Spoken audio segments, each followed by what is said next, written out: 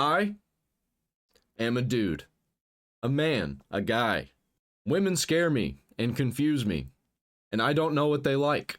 But I know that I like sexy women, as a straight male myself, as do others.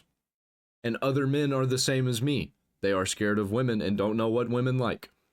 I'm not actually scared of women, that's a joke. But it is not a joke that I don't really know what women like. Do girls care about sexy game characters? Well, let's find out if this one does. I think this girl's pronounced...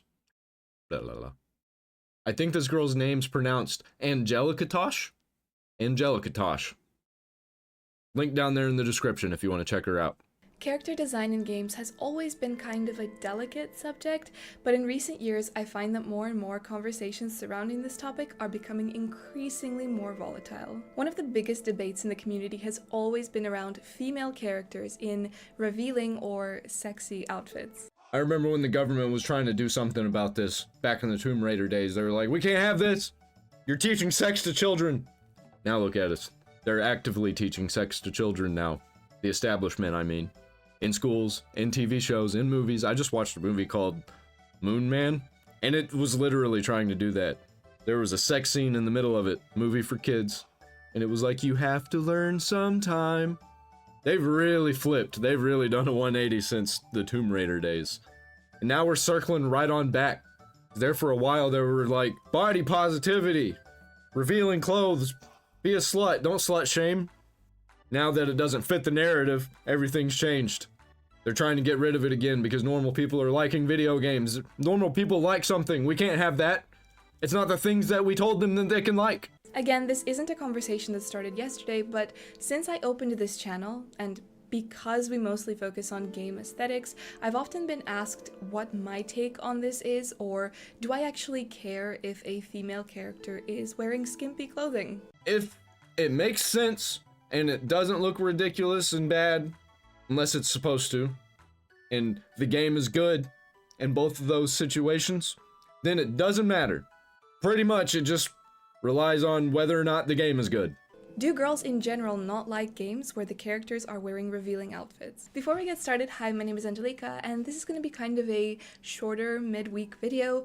I was reminded about this whole conversation because of the character reveal for Emma Frost and all the controversy surrounding that on Twitter, so I wanted to get my thoughts out there before I forget about it again. Just on Emma Frost, there's a bunch of different takes out there. Some people are saying that even though she's meant to be a more risque character, the game shows her in outfits that are too revealing and it doesn't fit her character.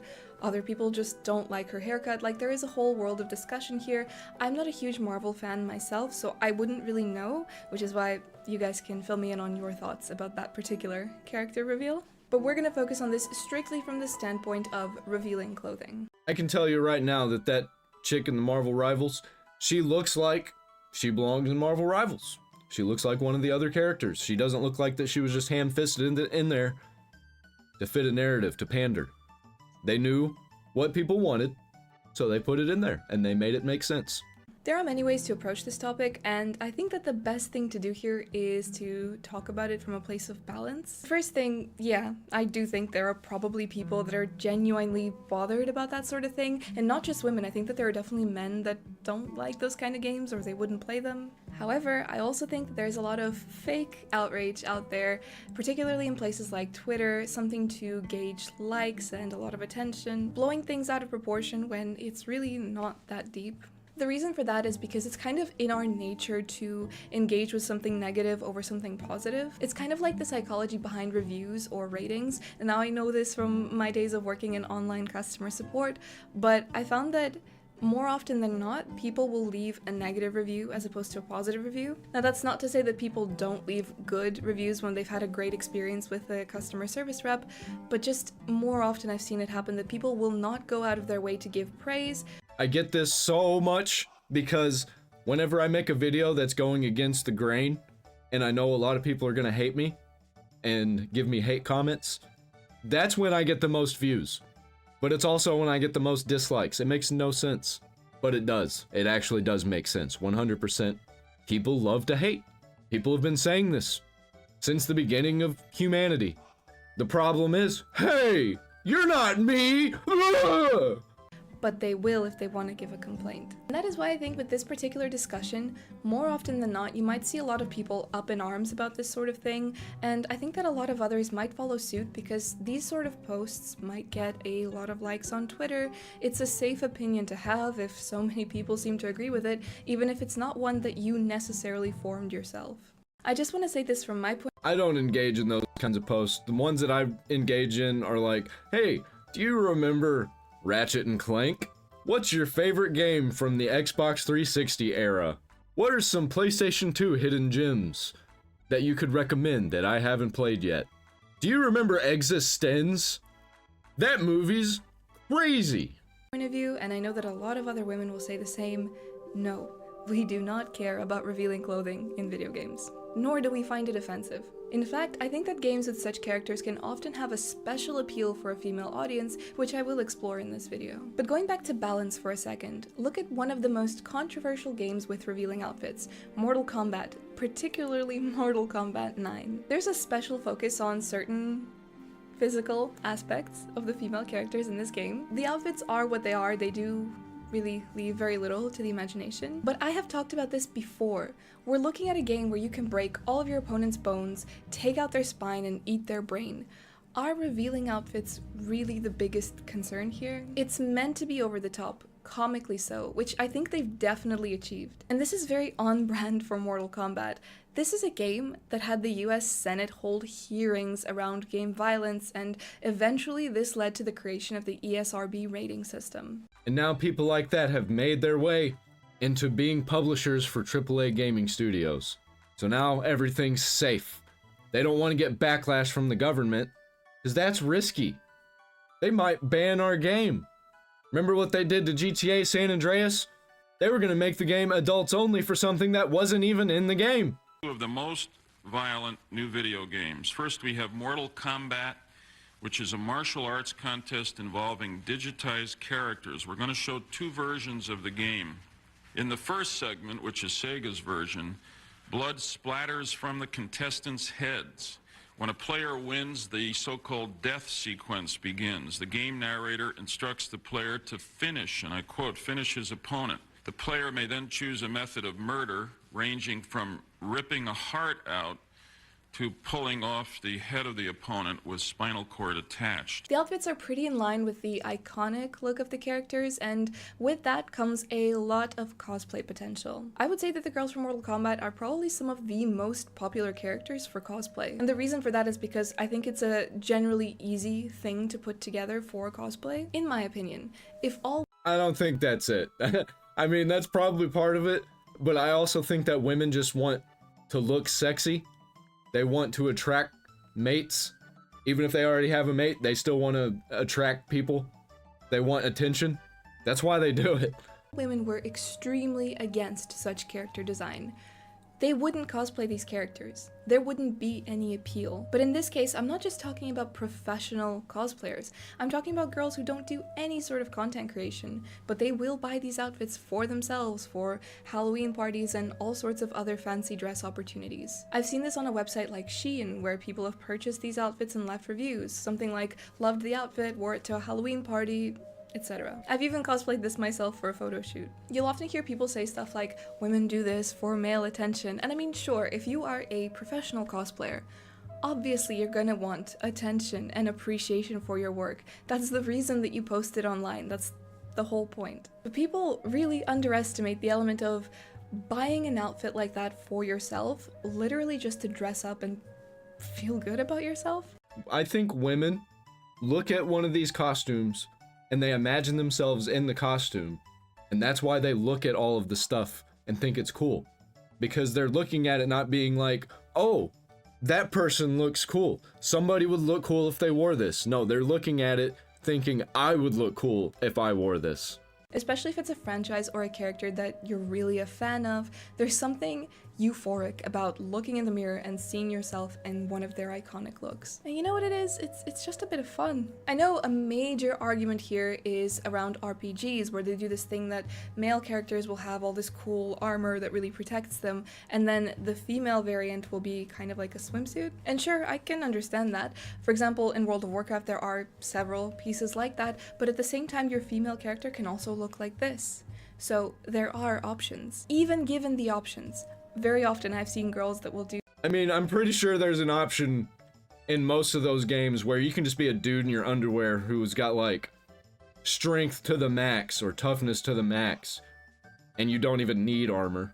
And that's just the same thing.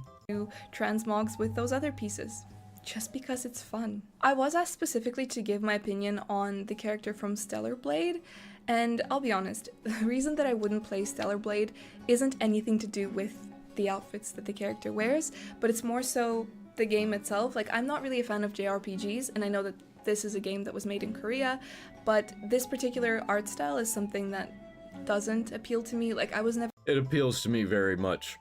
Even if she was only in the outfit to the left, I would still very much enjoy it, because I'm into that art style.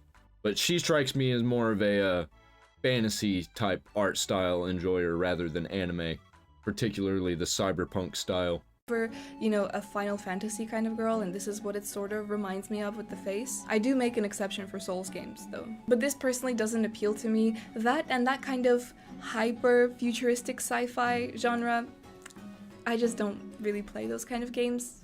I do. It's like cyberpunk style. I love it. Not Cyberpunk 2077, I mean actually cyberpunk.